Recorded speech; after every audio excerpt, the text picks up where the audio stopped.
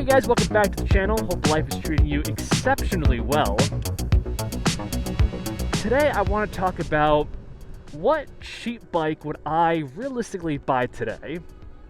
Often on this channel my videos focus on more flashy, expensive bikes because after all this is YouTube and fancy bikes tend to be more exciting to talk about. I mean, whenever I see a new Teleria or a bike with 3 batteries, I just have to tell you guys all about it. But that doesn't mean that the low end of the market isn't developed. So today we're going to be giving that its fair due. Is that the saying? But then somewhat ironically, at the end of this video, I do want to mention a much more expensive, unique bike I recently came across. This is a brand you guys always tell me about in the comments. And I was aware of the company, but I think this model is brand new and I've never seen anything quite like it before. So I hope you guys enjoyed today's content. If you do, a like, subscribe, always greatly appreciated.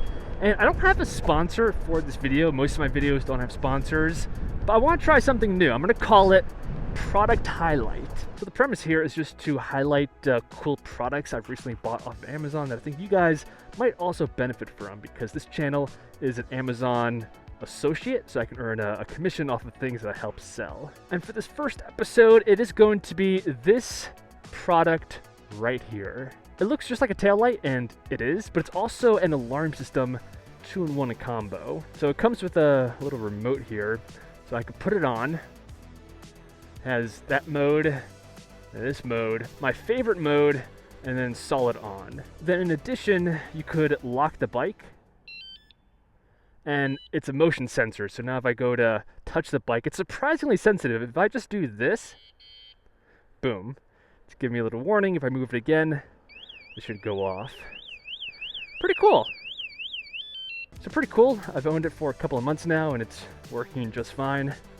I think it's only like 20 bucks. I'll leave that link down below, that affiliate link, helps support the channel.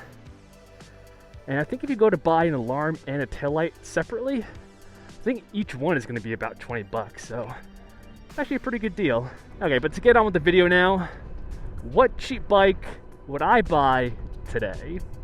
I recently made a video going over, it was like a buying guide of all the best hub motor e-bikes.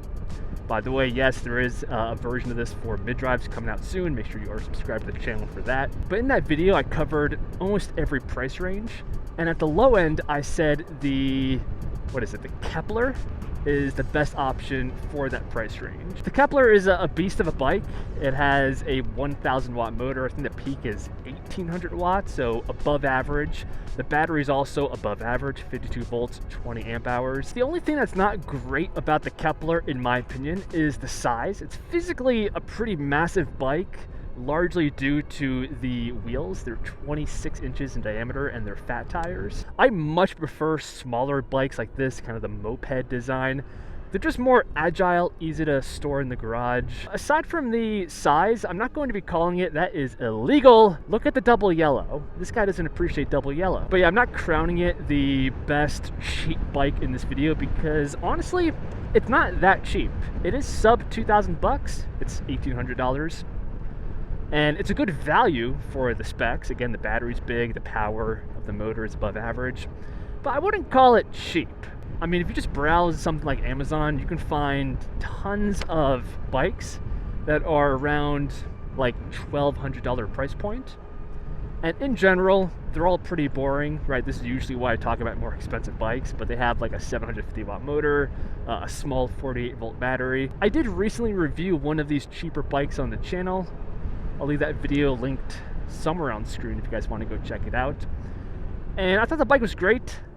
It was a little bit more unique than the average bike because it had my favorite 20 by 4 inch wide fat tires and full suspension for around like $1,000 bucks. But for me personally, one of my biggest things when shopping for a bike, even if I'm shopping for a budget bike, I want the biggest, highest voltage battery I could find. That's the top of my list. The fat tires, the suspension, all great features, but it's second to the battery. If you feel differently, then check out that Jan Snow bike I just reviewed. It was great for the price. But for me personally, I think if I was to buy a cheap kind of $1,200-ish bike right now, it would be the Juiced Rip Racer. Now the bike's not perfect. For example, it has 0 suspension, so ouch. And the motor is that basic 750 watts. It does have a peak of, I think it's advertised as 1300 watts. Also, in comparison to the Kepler, the size of the bike, the footprint, is way smaller and more manageable. It has my favorite 20 by 4 inch wide fat tires, which not only helps with the grip and general safety, but it also helps to account for the lack of suspension. You can lower the PSI, and if you guys never experienced a low PSI fat tire before, it could really do a lot to smoothen out small cracks and crevices in the road. But the main thing I like about this bike, considering the price point, as you guys probably guessed, is the battery is way above average for the category. First of all, it's 52 volts, not 48, large improvement, and the capacity is very nice. It's like 15.5 amp hours. And so as a whole, I'm a fan of this bike. It looks attractive, it's cheap, and importantly, they spent the money where it matters, on the battery. But swiftly changing gears, because I am approaching my destination, I want to talk to you guys about a much more unique, expensive bike called the Apex by Rumble Motor.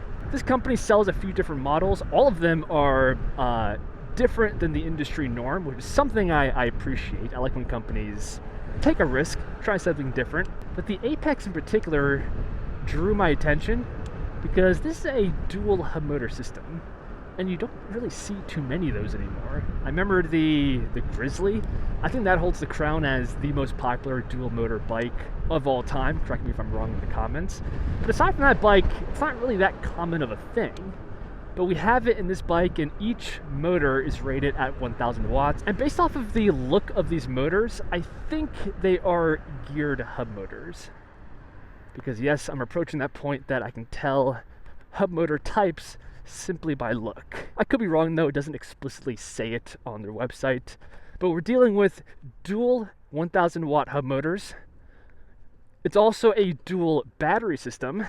Whoa. So each battery is 52 volts with a capacity of 20 amp hours, so 40 amp hours altogether between both batteries. We have my beloved fat tires. The bike is full suspension, and it has a motorcycle style seat, which often is more comfortable than a bike saddle. So let me know in the comments, what do you guys think of this bike? And considering the price tag of around $3,500, would you buy this? I'm trying to think of the competition in this price range. Of course, you have the X-Class and the new Rev 1 Up at a lower price point.